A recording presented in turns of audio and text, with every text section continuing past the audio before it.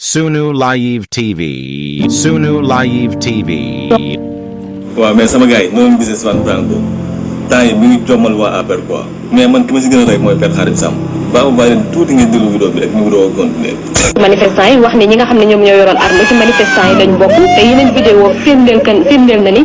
kooku nga xamante ni moom moo yoroon loolu ci ñoom la bokk. quand même policier du ma gendarmerie man jaaykatu xar laa ak ngooñ ak jaaykatu jibi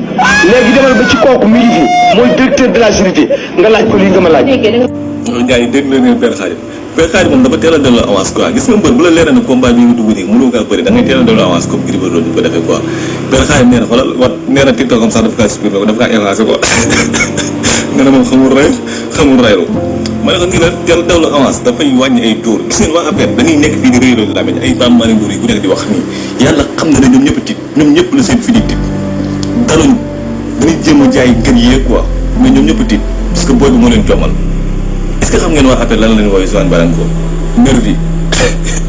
nervi bi nag ngay woowee mais Van moo garaaw billahi moo garaaw Sonko la yàlla suñu borom di sàmm moo tax mooy boo